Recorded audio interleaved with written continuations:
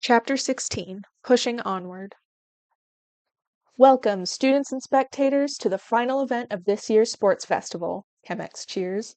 Let's hear it for our amazing first years. The cheers that erupt from the audience shake the stands and electrify the air. Takara draws herself up to stand straight and tall, basking in the sound. For how many years has she watched the very same event, dreaming of becoming a hero? Maybe someone out there is watching for her. Maybe some little 7-year-old is looking at her with stars in their eyes. She decides at this very moment that she'll give it her all for them. Let's take a look at the bracket we'll be working with for the one-on-one battles. Kumareza gestures to the scoreboard from the last round. Takara scans the rest of the teams, not having looked past her own name before. Scoreboard. First place, Akihiko Hirose, Ivana Hernandez, Kaido Oba. Second place, Kate Komatsu, Sumi Ohara, Haruo Ozaki. Third place, Kazumi Endo, Aya Komatsu, Takara Juba. Fourth place, Tatsuo Araya, Riku Ikeda, Kisho Sugita. Fifth place, Keilani Morita, Ayo Phoenix, Hida Yukimura. Sixth place, Hayate Ito, Maisie Martin, Zenshiro Zana. All the members of the top 5 teams will participate in the finals, the math teacher continues, and one student from the 6th place team will compete. They have selected Hayate Ito to advance. Takara looks over to where the tall, feathery student in question seems to stand taller. All the names disappear except for the 16 that made it through to the next round. They begin shuffling around the screen before settling on the final lineup. Aya Komatsu versus Kisho Sugita. Kate Komatsu versus Ayo Phoenix. Ivana Hernandez versus Takara Juba. Haruo Ozaki versus Kaido Oba. Sumi Ohara versus Riku Ikeda. Kazumi Endo versus Akihiko Hirose. Hayate Ito versus Kita Yukimura. Tatsuo Araya versus Keilani Morita. Atop the stage erected for the referees, Chemex snags the microphone. We will have 10 minutes for the students to head to the stands and our first competitors to prepare. The roar of the crowd follows the 16 students as they walk back to the tunnels. Takara turns to offer some words of encouragement to Aya, who will be competing first, but the girl is no longer next to her. Far behind the rest of the competitors, the pixie is dragging her feet, eyes unfocused as she stares at the ground in front of her. A tall, lanky figure approaches, and some dark corner of Aya's heart hopes it's her sister. But when she looks up, her eyes focus on a shaggy mane of hair and golden eyes. You've got 10 minutes, Araya says, turning to walk beside her. Let's at least get you inside before you start strategizing. Aya tugs at the hem of her jacket, suddenly hyper-aware of everyone in the stands watching the two of them. She lowers her head, face hidden by her sweaty hair, which, like everyone else's, is still streaked with color from the first event. Takara meets the two at the entrance of the tunnel and escorts Aya to her waiting room. You'll do great, she cheers, patting her friend on the shoulder. We'll be cheering you on from the stands. Good luck! With a final smile, Takara follows the other students to the block of seats reserved for first years, but Araya doesn't join her. Instead, he opens the door for Aya and follows her in. The door closes behind them, and the two fall into anxious silence. Do you have a plan? One look from Aya's reddened eyes answers the question for her. It's not just this round, she states quietly, eyebrows furrowed. She clenches her uniform hem tightly. If I win this, then I'll be up against either Cade or someone strong enough to take her down. And if they beat her, then they'll have the advantage because they already know how to fight us. And I'm... She covers her eyes with her hands and takes a large breath. When she lets it out, her words rush out with it. I'm just not as strong as her. Araya opens his mouth, but she plows right on. That's what she's always believed, and sure, maybe it's true. So what? I lose this no matter what I do? The boy chews on his lip, unsure if he's safe to speak now. When Aya remains silent, he figures he must be in the clear. You can focus on that after this match. I know, he says before she can interject. I know that there doesn't seem to be a way, but it's only your first year. Anything you have to prove to anybody was already proven when you placed so high in all the events so far. And if you're worried about your sister... Araya shakes his head, coming up blank. You're the first battle, so you have the most time to prepare for your next fight if you make it through. I can help strategize if you need. Yeah, your sister is strong, not to mention the guy she's up against. After my fight with him last round, Recovery Girl had to set my nose before she could heal it, he adds, rubbing the side of his bruised face with a wince. So don't take him out of the running just yet. But you're strong too, and I know that if you go into either battle with a strategy, you can come out on top. So you should think about this first fight. The pixie kicks a chair out from the table and slumps down in it. Sugata surely has a plan already. Araya hesitates but walks over and sits down across from her anyway. And you'll have one too. His ears twitch from the rumbling of the stands above them. You know, he can't use his quirk up close. What? In the last event, he explains, sitting forward, he wouldn't fire on anyone who's getting too close. His plasma hurts him regardless, but if it explodes near him, it's even worse. Aya blinks as she stares blankly at the table, ears beginning to turn in her head. She folds her hands in front of her. Did he get hurt? Enough that Recovery Girl had to have done some healing, Araya assures her. He could barely move a finger. Either his hands still hurt or he's feeling the fatigue effects of her quirk. Whichever way it goes, that's an advantage for you. The girl rests her elbows on the table, eyes staring at a fixed point in the distance. She doesn't say anything for a long while, so Araya takes that as his cue to leave. At the door, he pauses and looks back at her. Forget the scouts. Forget everyone else. Whatever happens out there, Aya, I hope you'll try your hardest because you know you can win, not because you want to prove yourself to Cade. Whether they choose to see your worth or not says more about them than it does about you. By the time Aya and Sugata are called out to the arena, Araya has found Class 1A in the first-year section of the stands. Takara waves him down from her seat next to Endo, and he snags the aisle seat next to her. You got this, Aya! Takara cheers as the girl flits out to the raised platform. The roar of the crowd surely drowns her out, but Aya looks their way anyway and gives a hopeful smile. Sugata climbs the stairs, not having the ability to completely bypass them like Aya, and nods to the referees. On either side of the rectangular arena, Kamex and Kumareza stand on raised platforms to oversee the matches. Let's kick off this event with a bang!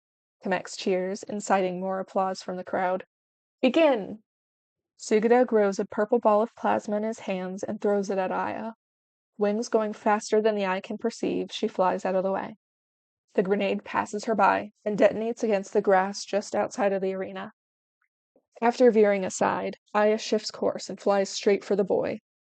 He shoots off another couple plasma grenades, but the pixie dodges them easily in an aileron roll. Takara expects her to slam into Sugata, but at the last moment, she hooks her arms under his and lifts him into the air. The boy struggles, legs thrashing, and ultimately decides he has to do something before they get too high up. With a wince, he reaches up and smacks Aya across the face. His nails scratch her cheek, and a purple explosion rockets them apart. The pixie flares out her wings to regain control, but Sugata isn't so lucky. He plummets to the ground with a thud.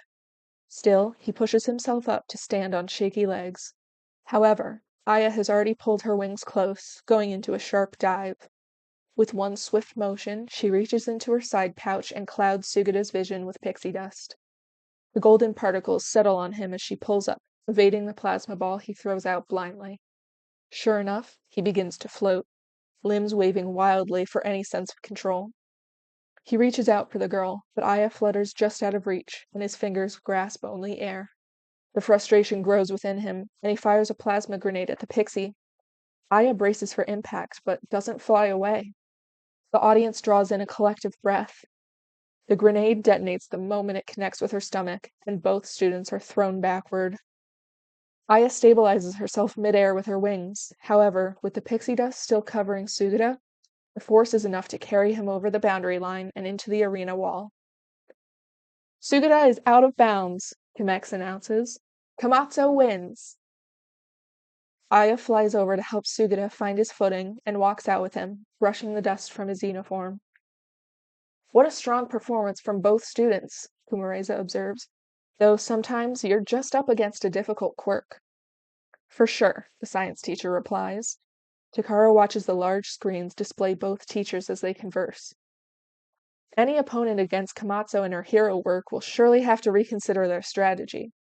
especially if their quirk can change their direction like Sugata's did. Although, without the restrictions of the arena, Sugata's quirk provides an amazing source of power that lends itself well to his fighting style. We've already seen great things from him, and I'm sure we'll see even more in the future. Let's hear it for Sugata, folks!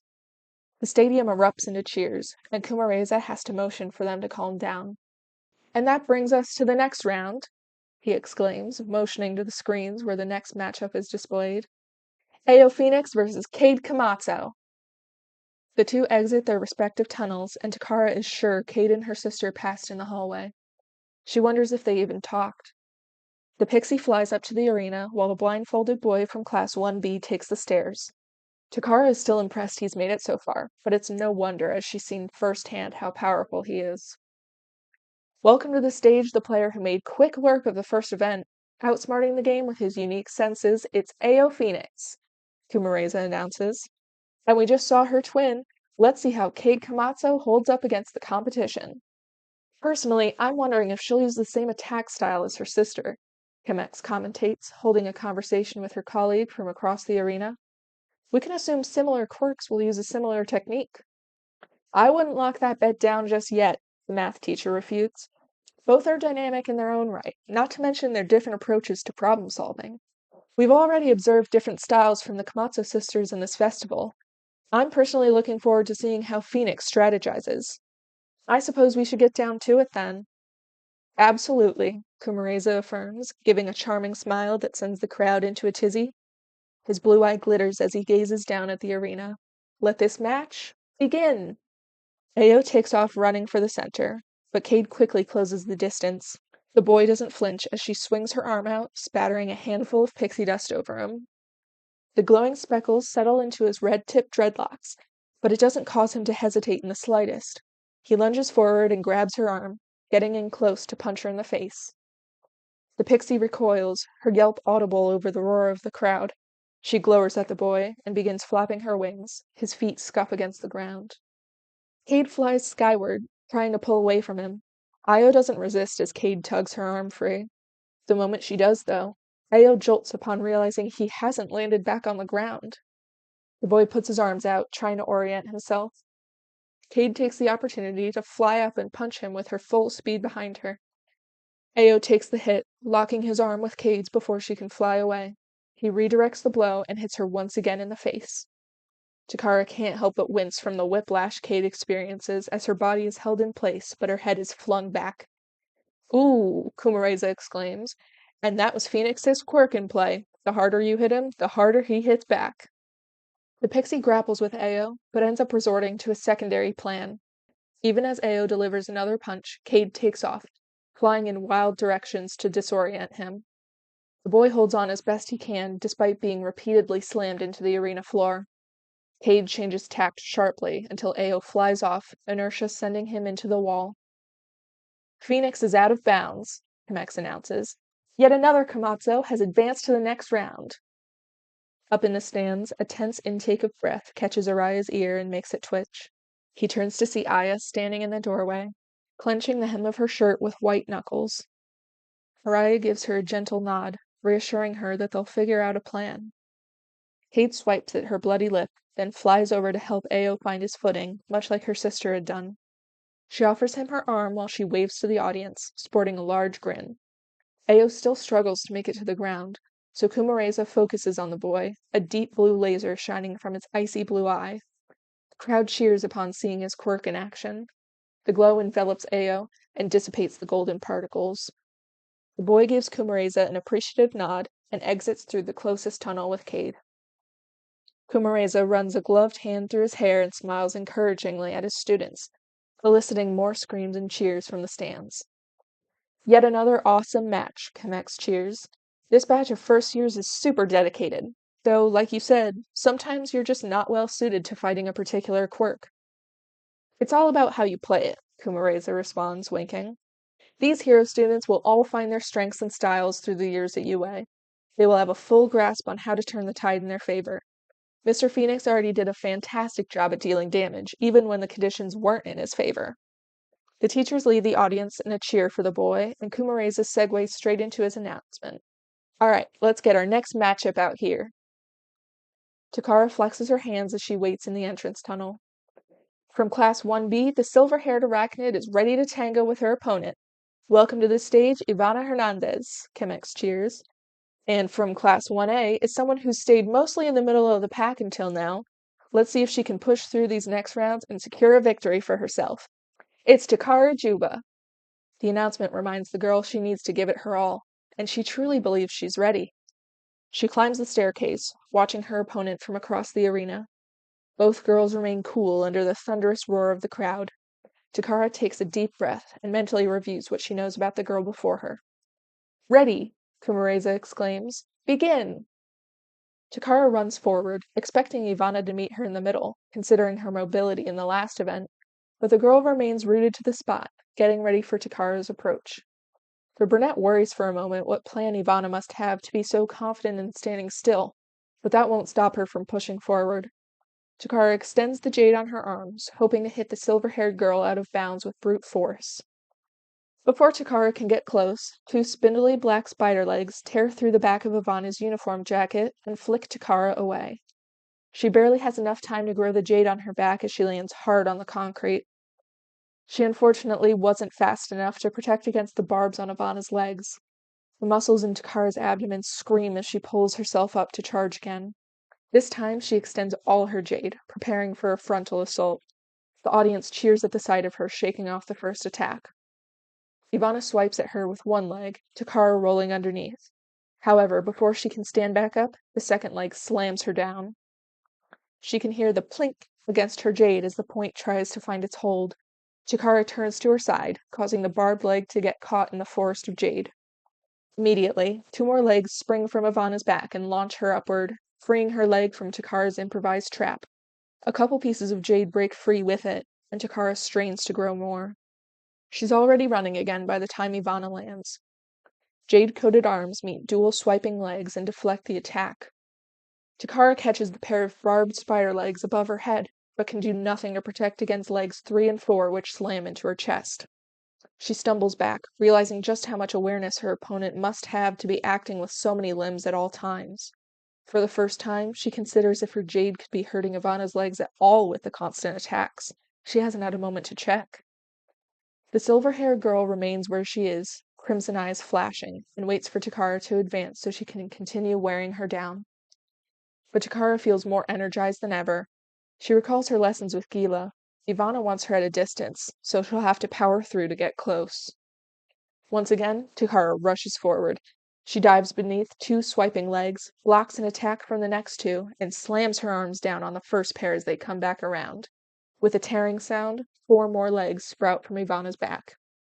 Takara's smile is full of battle lust as she keeps pushing onward, but Ivana won't let her close the distance so easily. She propels herself once again out of Takara's path, positioning herself on the opposite end of the arena.